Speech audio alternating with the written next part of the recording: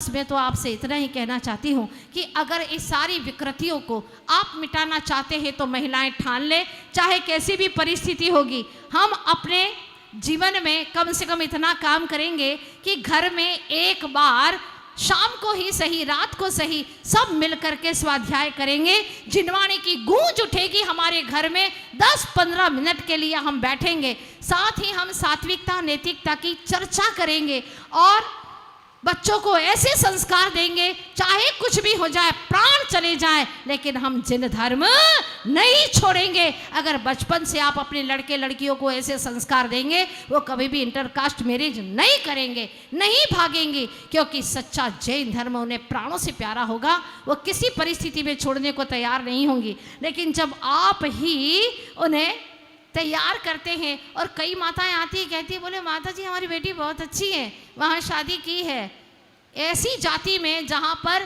कोई धर्म का नामो निशान नहीं है, खाने का अभक्ष का कोई भान नहीं है, और माता पिता कहते हैं कि वहाँ तो सब अच्छा है। क्या अच्छा है? शुद्धि अशुद्धि का भान नहीं है। अशुद्धि में घर में धड़ल्ले से भोजन कर रहे हैं और कहते हैं हम जैन हैं, बना रहे हैं, अशुद्धि में भोजन बना रहे हैं, परोस रहे हैं, नॉन वेज होटल में जा रहे हैं, वहाँ खा रहे हैं, कुछ भी कर रहे हैं। महिलाएं और लड़कियां शराब पी रही हैं, सप्त व्यसन में लिप्त हैं और जैन धर्म के जय बोलते हैं। ऐसे गंदे मुंह से हमें शर्म आना चाहिए। आप किस कौम के हैं जहां पर पानी भी छान करके पीना बताया है और अभक्ष को छूना नहीं बताया, वो मुंह में कैसे डाल देते हैं? जिन संस्कृति की सौगंध है तुम्हें, अगर घर घर में तुमने ये हवाएं न फैलाई तो तुम्हारा जीना बेकार है और धरती तुम्हारे बोझ से बोझिल हो जाएगी। जिन संस्कृति की सौगंध दे रही हूं मैं, आज सारी महिलाएं घर घर जाकर के अपने घर के अंदर देखें, झांके कि क्या हमारे घर में कहीं सप्त व्यसन तो नहीं प्रवेश कर गया है। अगर है तो उसे निकाले। नारी चाहे तो हर काम कर सकती है, ध्यान रखना। इस धरा का क्या, आसमां का नाम भी बदल सकती है, इतनी क्षमता है। अगर नारी चाहे तो समाज को ही क्या, सारे राष्ट्र को ही बदल सकती है, इतनी क्षमता है नारी के अंदर। तो आप अपनी क्षमता को भूले नहीं और आज से ये बीड़ा उठा लें कि हम जैन हैं। जैनत्व की पहचान हर घर में होना चाहिए, चाहे कैसी भी परिस्थिति हो। आधुनिकता के साथ में हम आध्यात्मिकता को खोएंगे नहीं। इस तरह से संकल्प करते हुए आगे बढ़ने की कोशिश करें। जैसे मैना ने कोढ़ी पति को भी कंचन वर्णी बना दिया। हीरा चमकता है घिसने के बाद और सोना चमकता है तपने के बाद, मेहंदी रंग लाती है रचने के बाद, तो जीवन निखरता है संस्कारित होने के बाद। आप संकल्प लेकर के जाएंगे, चाहे मर जाएंगे मिट जाएंगे, लेकिन हम अपनी जिन संस्कृति को धूमिल नहीं होने देंगे।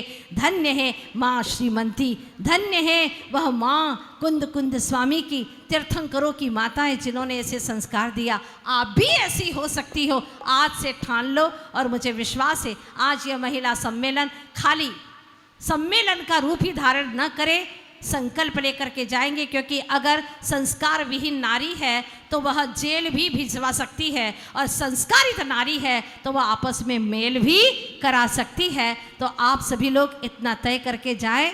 विवेकानंद जी ने जैसे कहा था कि तुम मुझे एक संस्कारित नारी दो, मैं तुम्हें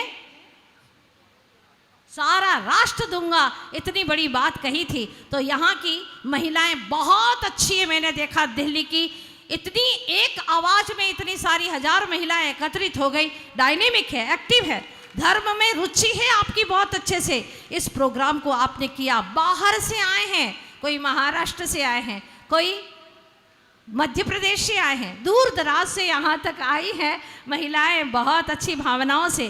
तो अतिथिगण सभी अपने आप में एक गौरव हैं।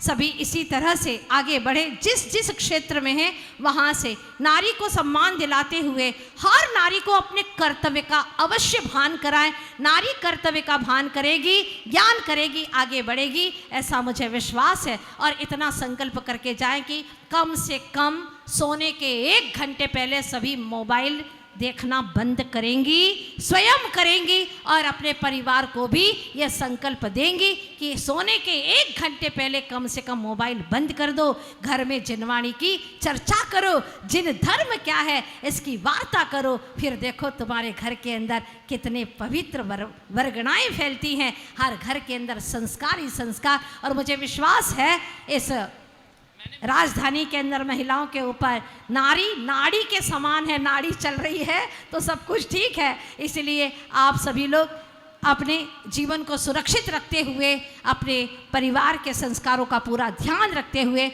इस नारी समाज को आगे बढ़ाएंगे और अपनी संतान को भी ऐसे संस्कारित करेंगे, मुझे पूरा पूरा विश्वास है। इसी तरह से बस अंत में इतना ही कहना चाहती हूँ कि तलवार की शोभा म्यान से नहीं धार से होती है, और कपड़ों की शोभा चमक दमक से नहीं उसके तार से होती है। उसी प्रकार से नारी की शोभा मात्र श्रृंगार से नहीं उसके संस्कार से होती है।